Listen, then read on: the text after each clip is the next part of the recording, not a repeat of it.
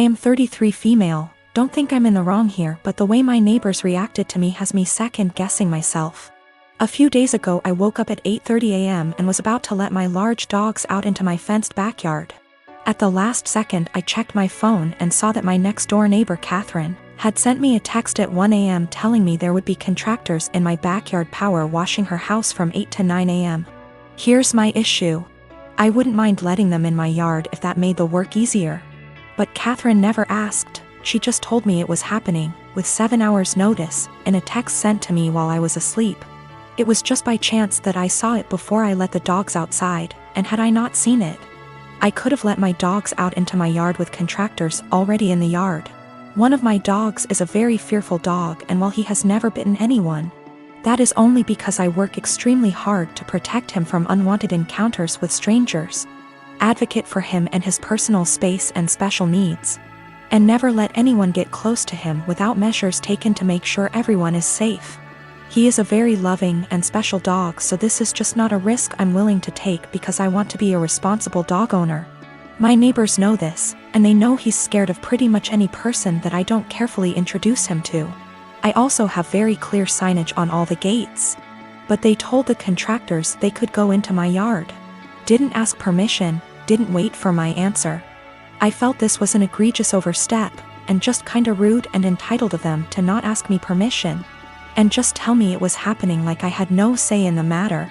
I got mad and texted her back and told her that this could have a very serious safety issue and it is not okay, under any circumstances, for them to ever give anyone permission to enter my yard where my dogs could bite them. Unacceptable, and never again. Catherine's husband Jack then blew his top and told me that they didn't have any notice either. They heard from the contractor in the middle of the night and there was no time to notify me. I feel like that's not my problem, and that they should have waited to receive confirmed permission from me before telling the contractors it was okay. I really don't think I'm asking a lot here. I feel like this is an extremely reasonable request, dog issues or not. Then Jack told me that my behavior was unacceptable and that any harassment of the contractors would be dealt with, and that I was to immediately cease harassing Catherine. I never even spoke to the contractors. And I sent Catherine a total of 4 text messages that more or less said that this is a boundary they can't cross. This was unacceptable, and they are not to do it again. Jack sent me a few more nasty texts, and at this point I'm not really interested in being friendly anymore. But Jack still said that I was the one who was being unacceptable. Jack just yelled at me from his balcony to tell me that the painters will be coming back multiple times this week and he doesn't know when, so I am calling the company first thing tomorrow and explaining the situation to them. I am installing gate locks this afternoon. I have a beautiful wife who loves to serve others. We bought a home down the street from my family. I have a sweet sister who likes to crash at our house with her friends. My wife normally is pretty easygoing until recently.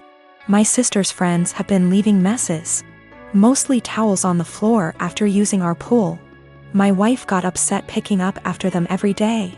I have asked my sister to make sure the house is clean after they leave and it has been better. My wife also complained that some of her perfumes / clothes personal items have gone missing. My sister said it's not her. I believe my sister. I just don't see her doing that. I told my wife and we agreed to just replace them. Last week my wife made a couple of pans of cinnamon rolls from scratch. One pan was for us, the second pan was for a coworker's family who is experiencing a tragedy. My wife went to the gym. I went to work and my sister and her friends came by. The one pan wasn't enough for her and her friends. They wanted the second pan of cinnamon rolls and my sister texted my wife asking if they could eat them. My wife said no. They ate them anyways. My wife upset went and bought new locks. When I came home my wife handed me a new key and told me that she didn't want anyone else to have a key to our house. I tried to calm her down and tell her that I would just go replace the eaten cinnamon rolls with store-bought ones. My wife decided this was her hill to die on and said no, my sister lost the privilege to come when we are not home. Replacing stolen items wasn't good enough anymore. My mom called and asked if my sister could use the pool as a back-to-school party. I was under the impression my mom would be there. I said yes. My mom was at work and our schedules clashed. The easiest solution was for me to change the locks back so they could come into the house. My mom didn't come with my sister. When my wife got home after the party, it was a mess. She sent me photos. She called me the A for changing the locks without talking to her about it. Keep in mind she did too, then told me I broke her trust. She wasn't safe in her home because she keeps getting robbed and I refused to put an end to it. I did talk to my sister. Then my wife let me know she was staying with a friend for a while. Am I the A here? I feel like I have tried to right any wrongs that have happened between my wife and my sister. I talked to my mom again and let her know my sister isn't allowed over without me home. I asked a friend's wife who is a maid to come deep clean our home. So if / when my wife comes home it's clean. The last thing is my mom asked me to help cover my sister's cheer. She is on track for a scholarship. I told my mom I would pay half of my wife's things were returned. If not, the money was going to replace the stolen items. Also, my sister was invited to homecoming. She wanted me to buy a dress. I told her no for not following our home rules, and the money I saved for the dress is going to pay for the maid. I did replace the locks again. I also am planning a romantic dinner I will make and clean up. I heard a lot about the cinnamon rolls. Someone on here gave me the idea to make them. I am for a dessert. My sister had a bag of my wife's things. More than I thought was gone. Most items are in poor shape. The big thing is she had my wife's grandmother's ring I thought was in the safe. I had no idea it was gone. My sister said that she found it on my wife's nightstand during the party. She forgot she had it on when she left our home. The ring isn't valuable, it's just sentimental. I told my mom who the ring belonged to. My mom lost it. My sister is now grounded. My wife is coming home. I am staying at a friend's house until we can work some of this out. I already stated it, but I did put the locks back on my wife bought. My family doesn't have that key. My mom called my wife last night and asked what my sister can do to fix / replace the damaged items. My wife said have her meet me every morning at 5 a.m.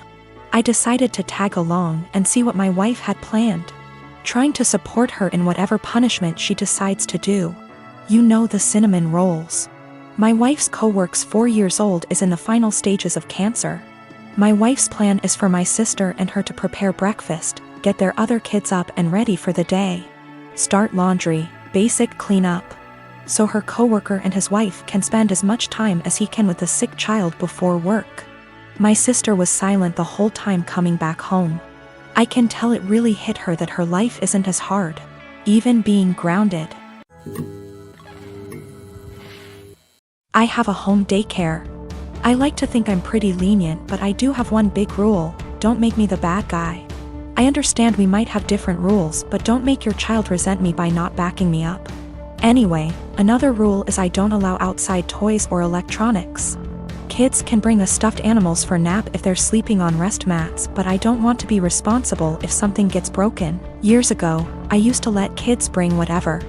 Then a cheap McDonald's toy broke by accident, kid was upset and mom got mad at me. So now it's a hard rule. Most are okay with it. But I have a new kid, whose mom wanted him to bring his tablet because he needs it. I said sorry, but no. I'm not going to be responsible for it. We went back and forth, but finally she just says fine. But every morning, he's crying because she took his tablet from him in the car. She always gives me this look and says, "Miss Lucy says no tablet." I always try to say we have plenty of toys, but the kid spends the whole morning sulking. I've talked to mom, asked her to leave it at home and not even put it in the car, but she says he needs it. It's been a month and yesterday was the straw that broke the camel's back. Kid came in crying as usual. I tried my usual redirection, which didn't work. Mom was giving me a look of, "See what you did?" Then she had the nerve to say to him, "I know you need your tablet, we've talked about this before, Miss Lucy is strict." That pissed me off. I ended up telling her to take him home right then and there. She was shocked and tried to stammer. He was my first kid of the day, so there was no scene. I just handed back his backpack, said he was no longer a student of mine, and began to pack his extra clothes and the sippy cup he kept. Mom was in tears as she left. My husband thinks she was right. I'm too strict and should have broken policy instead of causing drama. There was no medical need for the tablet. It was all just that he wanted it. I'm not making a waiver for electronics.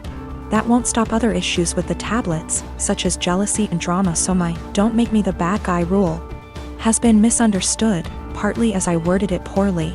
I don't expect blind obedience. No one has to agree with my rules. They can challenge them, to me. But to their kid, I'd rather them explain everyone has different rules and that while they're with me, things will be different. I do the same with parents who have different rules than mine. I never say they're wrong or strict. I say that we have different rules at school and to listen to mom and dad. This is also a policy for pacifiers, bottles, and potty training. I'll approach any of these milestones when you ask, but you have to be working on it at home too. The kid won't progress if they only go pee on the potty at home. And the child was not autistic or non-verbal. If he was, an exception would be made. I returned her money for the last few days of January and texted an apology for terminating without notice, and said I hope she was able to find care. She said she left him at her mom's. She also asked if there was any way I'd reconsider, and I said no. We had a long phone call and no minds were changed, but it was the ending we should have had. I was dating my boyfriend for 2 years. We didn't live together but lived on the same street and I was always over at his place. We each had kids from a previous relationship, so I wanted to take the whole living together thing slowly. But we were together all the time and I just maintained my own residence. He commuted for work, and I knew his department got a new secretary. She was younger and married and had recently had a baby. I knew they were work buddies and I even bought a birthday gift for him to give to her. After about a year, she moved to another state. My boyfriend and I decided to move in together and we lived together for a year when I found out that he and that secretary had some type of non-physical but still romantic relationship while they were working together. And that is why she ended up leaving, because they both realized it was not appropriate. I stumbled on old emails between them that were strange. Calling each other pet names. He was calling her baby and sweetie in work emails. Telling each other that they couldn't wait to see each other at work. Meeting up in the cafeteria for coffee every day. He told her he loved her. She lamented that she couldn't stop thinking about him while at home. They had little quarrels.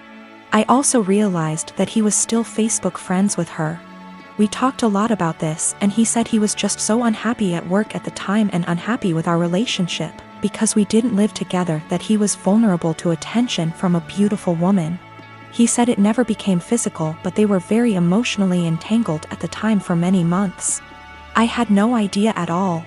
He said together they decided the best thing was for her to accept another job offer, which he helped her get. He's very remorseful sometimes.